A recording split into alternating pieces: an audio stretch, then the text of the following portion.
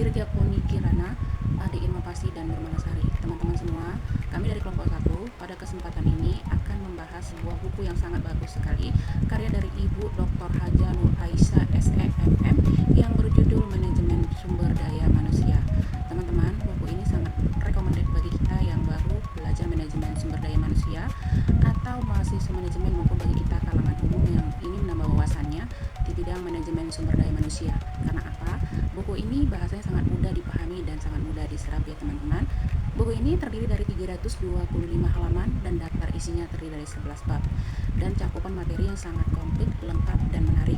Namun pada kesempatan kali ini kami dari kelompok 1 tidak akan membahas seluruhnya secara tuntas 11 bab. Kami fokus pada bab 1 saja, yaitu yang terdiri dari 6 kerangka, antara lain sejarah lahirnya manajemen sumber daya manusia, pengertian manajemen sumber daya manusia, fungsi-fungsi manajemen sumber daya manusia, tujuan manajemen sumber daya manusia, kebijakan dan kegiatan manajemen sumber daya manusia, basis teori manajemen sumber daya manusia. Nah, sekarang kita akan membahas sejarah lahirnya manajemen sumber daya manusia. Manajemen sumber daya manusia bukanlah merupakan hal yang timbul secara mendadak. Di kehidupan organisasi yang telah lama ada, seperti misalnya di bidang pemerintahan, ekonomi, kemasyarakatan, dibutuhkan satuan kerja yang secara khusus akan mengelola sumber daya manusia. Bisa kita dikatakan manajemen sumber daya manusia ini sangat dibutuhkan dan merupakan hal yang sangat penting dalam suatu organisasi perusahaan. Apalagi dengan berkembangnya zaman, maka jumlah organisasi dalam usaha atau perusahaan juga akan semakin berkembang, sehingga agar tujuan perusahaan dapat tercapai sesuai visi dan misi, manajemen sumber daya manusia harus ada. Di dalam lahirnya manajemen sumber daya manusia ini, ada dua tokoh besar yang menjadi bapak manajemen, yaitu Frederick W. Taylor dan Henry Fayol. Kedua pelopor tersebut saling mengisi. Taylor melihat menggerakkan manajemen ilmiah sebagai usaha meningkatkan efisiensi dan produktivitas, sedangkan Fayol lebih memfokuskan pada peningkatan kemampuan pemecahan masalah manajerial. Timbulnya berbagai teori motivasi pada tahun 1940-an ini dengan Abraham H. Maslow sebagai pelopornya merupakan bukti bahwa perlunya perhatian kepada unsur manusia dalam suatu organisasi.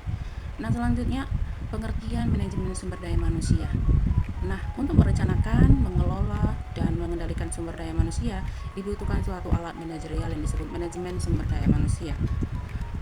Manajemen sumber daya manusia dapat dipahami sebagai suatu proses dalam organisasi serta dapat pula diartikan sebagai suatu kebijakan.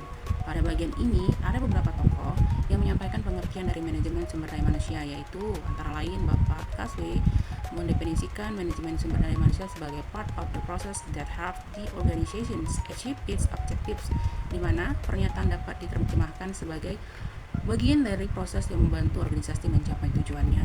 Sementara itu, Scholar, Dowling, Smart, and Huber mengartikan manajemen sumber daya manusia dalam rumusan bahwa merupakan pengakuan tentang pentingnya tenaga kerja organisasi sebagai sumber daya manusia yang sangat penting dalam memberi kontribusi bagi tujuan-tujuan organisasi dan penggunaan beberapa fungsi dan kegiatan untuk memastikan bahwa sumber daya manusia tersebut digunakan secara efektif dan adil bagi kepentingan individu, organisasi, dan masyarakat.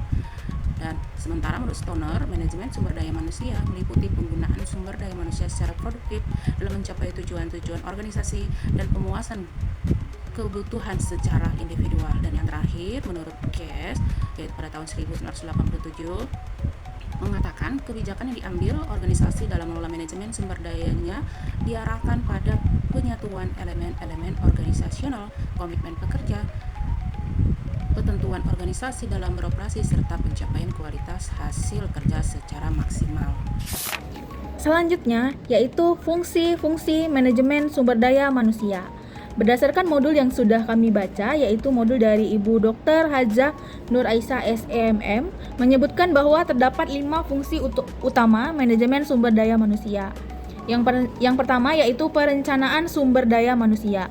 Perencanaan sumber daya manusia ini meliputi peramalan kebutuhan tenaga kerja jangka pendek dan jangka panjang, serta analisis jabatan untuk menentukan kompetensi dan kualifikasi yang dibutuhkan organisasi. Yang kedua, yaitu staffing atau rekrutmen dan seleksi. Nah, dalam hal ini yaitu mengisi formasi organisasi dengan calon tenaga kerja yang memenuhi syarat baik dari sumber internal maupun eksternal. Yang ketiga yaitu penilaian kinerja. Penilaian kinerja karyawan, memberikan penghargaan serta memperbaiki perilaku kerja yang tidak sesuai dengan standar. Yang keempat, perbaikan kualitas pekerja dan lingkungan kerja, di mana meliputi pengembangan kemampuan, memperbaiki kondisi kerja fisik dan non-fisik, serta meningkatkan produktivitas melalui pelatihan dan pengembangan. Yang kelima, yaitu pencapaian efektivitas hubungan kerja, yaitu membangun hubungan industrial yang harmonis, adil, melalui penghormatan terhadap hak-hak karyawan dan mekanisme penyelesaian keluhan karyawan. Menurut Frivo dan Davis Porter tahun 1996, fungsi manajemen sumber daya manusia terdiri dari recruitment, development, compensation, integration, maintenance, dan separation. Nah, fungsi-fungsi dalam modul ini sejatinya mempresentasikan inti dari teori klasik tersebut. Artinya, konsep dalam modul mengadopsi pola klasik dengan pendekatan human oriented dan bukan sekedar administrasi. Nah, perspektif modern dan strategik dalam teori kontemporer menurut Ulrich tahun 1997, fungsi human research berperan dalam 4 dimensi utama. Yang pertama, human research mendukung strategi organisasi, kemudian memfasilitasi perubahan budaya dan struktur, memastikan efisiensi operasional, menjaga kesejahteraan dan motivasi karyawan.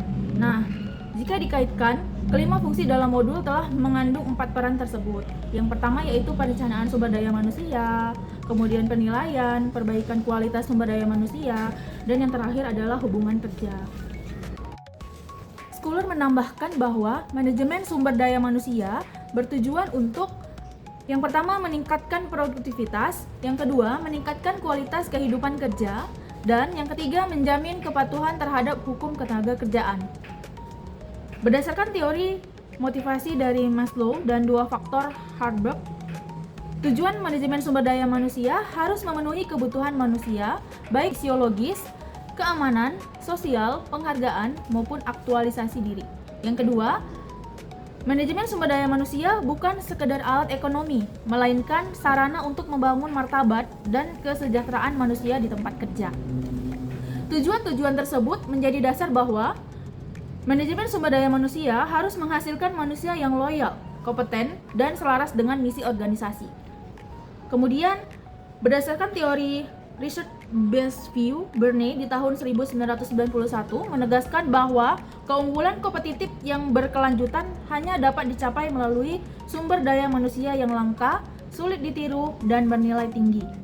Maka tujuan manajemen sumber daya manusia bukan hanya meningkatkan efisiensi, tetapi mengubah sumber daya manusia menjadi sumber keunggulan strategis.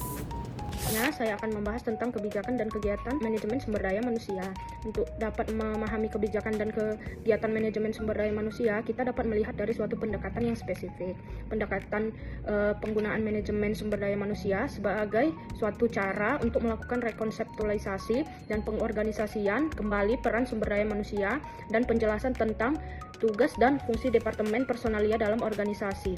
Berdasarkan pendekatan tersebut, GES menyatakan adanya 4 kebijakan utama dalam manajemen sumber daya manusia, yaitu 1. Employee influence, bertujuan agar karyawan merasa memiliki dan bertanggung jawab atas hasil kerja mereka. Yang kedua, human resource flow, bertujuan untuk mengelola tenaga kerja secara sistematis untuk mencapai tujuan organisasi. Yang ketiga, reward system, bertujuan untuk memotivasi karyawan agar dapat bekerja secara maksimal melalui kompensasi yang adil dan kompetitif.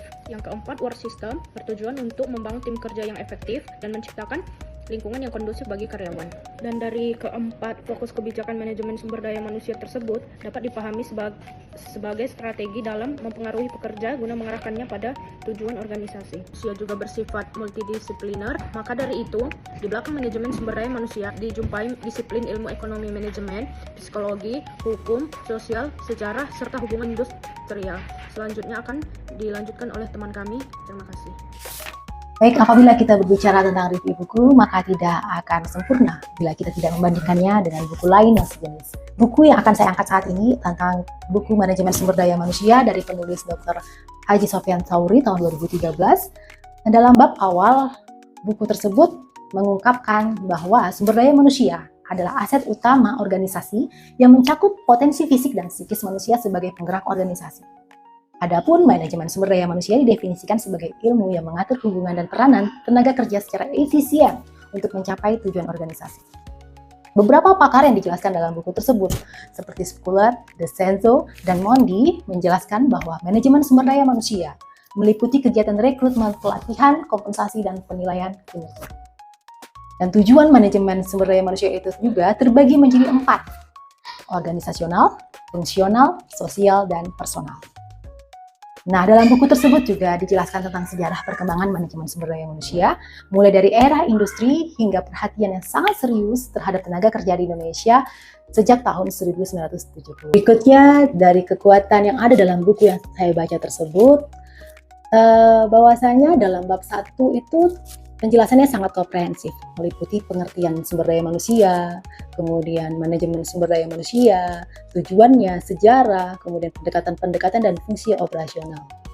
Bahasa ilmiah yang digunakan, tapi juga terasa sangat komunikatif, jadi langsung nyampe ke pembacanya.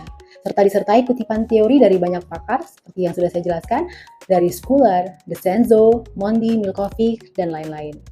Dan yang paling utama dalam buku tersebut menampilkan keseimbangan antara aspek teoritis dan praktis termasuk kondisi manajemen sumber daya manusia di Indonesia setelah tahun 1970.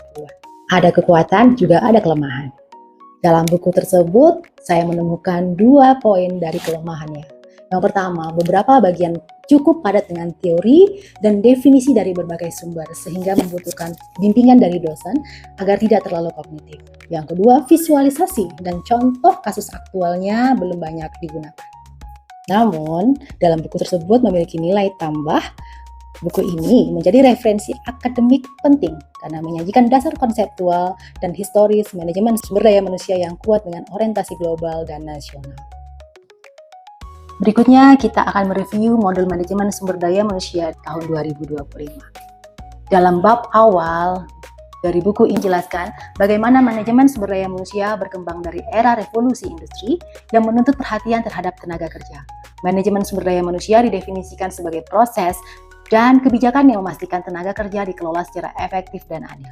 Adapun fungsi-fungsi utama manajemen sumber daya manusia meliputi perencanaan sumber daya manusia, staffing, penilaian kinerja, dan peningkatan kualitas kerja dan hubungan kerja.